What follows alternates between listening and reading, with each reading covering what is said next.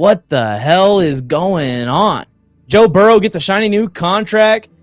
Jamar Chase and T. Higgins are both on contract years. Both these guys trying to break the freaking market next offseason together. The defense was improving last season. We saw it getting better and better, even with Joe Burrow injured. This is still, the Cincinnati Bengals are still participants in 2 of the last 3 AFC title games, Leel.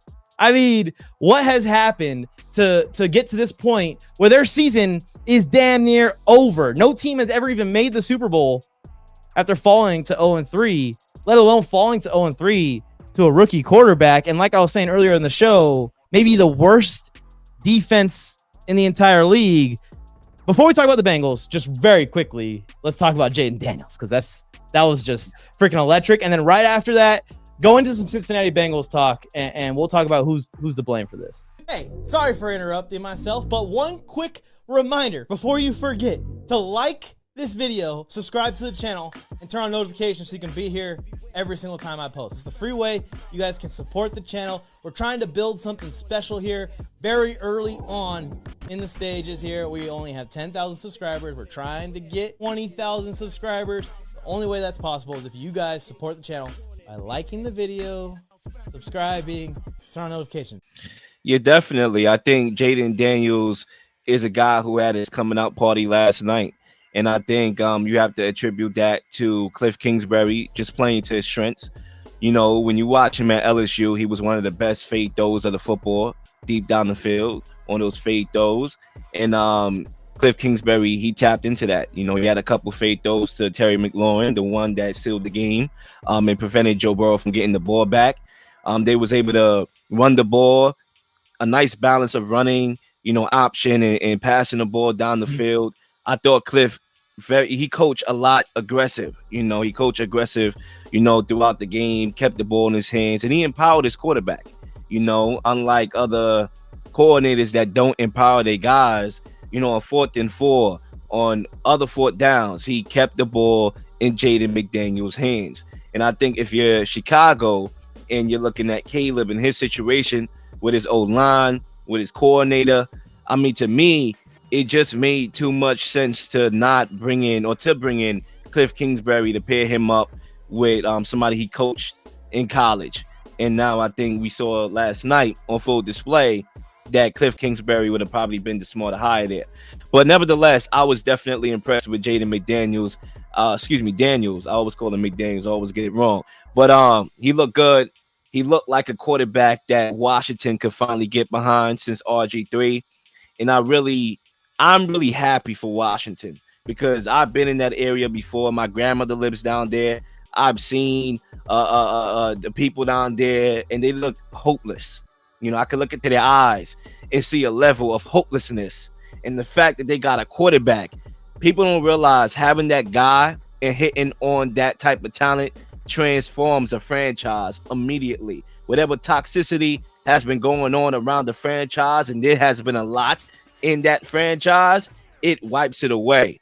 And Jaden Daniels is the cure to the cancer of Washington.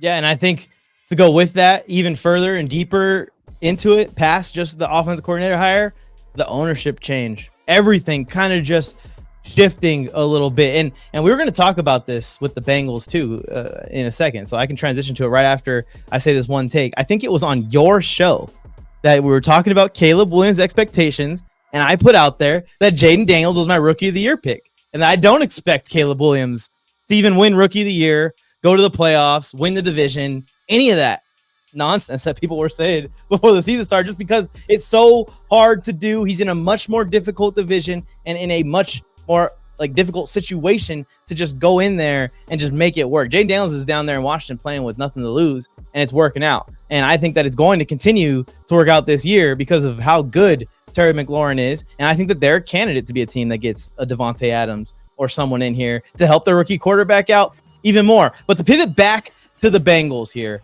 and I know a lot of people are blaming Jamar Chase, which he deserves a little bit of blame. A lot of people are blaming Joe Burrow. I think Joe Burrow was amazing in the game, but in certain moments he could have been more clutch, and that's kind of what he's known for. That's what he's supposed to do, is convert those field goal drives into touchdowns. That's the difference. He's got that DNA in the red zones. Most people are blaming Zach Taylor, but I'm blaming nepotism.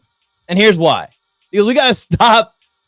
When a franchise loses for 6 decades straight, maybe it has something to do with the people running the damn franchise. This franchise refused to build an O-line in front of Joe Burrow while he was still on his rookie contract when this team had just ran to the freaking Super Bowl out of nowhere.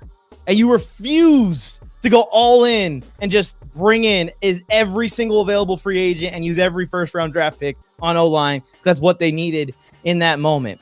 This team, this organization has refused to pay guys to keep this defense at a level sufficient enough to win in the AFC, letting guys go like Jesse Bates, who is still playing at an all-pro level. It's years later now.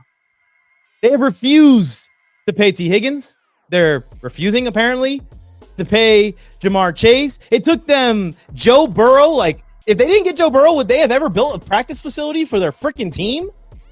I blame nepotism because this team was owned and created by one of the legends in the sport of football, brought the sport of football to Ohio through the Browns, through the Cincinnati Bengals when he left the Browns. Paul Brown gave this team to his son, and his son has done nothing but produce mediocrity out of Cincinnati, even with this, Leel.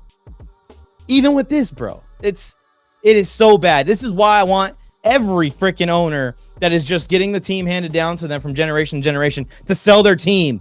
I want to see what happened in Washington happen to all these bad organizations, because who bought the Washington Commanders? Sports people. People that want to see good football bought the Washington Commanders, that want to see an entertaining, exciting product. Who owns the Bengals right now? Someone who wants to lace his wallets as best as he can. And that's why Jamar Chase and him are beefing right now. And go ahead, beef with him all you want. When he's playing for another team, he ain't going to be very happy. No, that's a good point. That's an excellent point.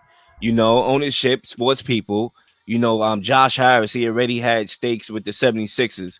Okay, so clearly they have a level of interest for the game and not just trying to fatten their pockets. Their pockets was already fat. Okay, clearly. And I agree with that. Nepotism definitely could ruin things, right? Especially when there's a level of entitlement. But when you come back to the Bengals last night, you know, it's a tough spot. Sure, they're 0-3. But let's not forget last week they got robbed of an opportunity. They got the game taken completely out of their hands. Sure, they could have held their emotions better. Sure, Jamar Chase probably shouldn't have went after the referee like that. But we don't see those calls made often. It was made on Sunday, right? The game was stripped away from them completely and into the referee's hands. They made the calls and they lost the game. Now, in this game, you know, last night, like it just was like the breakout game of Daniels, and they wasn't expecting it. You know, you got to blame the defense more than you blame Zach Taylor. Now, I understand he's a coach, and obviously in any loss, the coach will get some type of blame.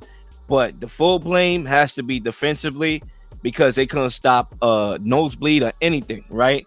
Now, let's look at it from this perspective. Their offense was fine. Sure, they could have scored more touchdowns than field goals, obviously. But they had no punts.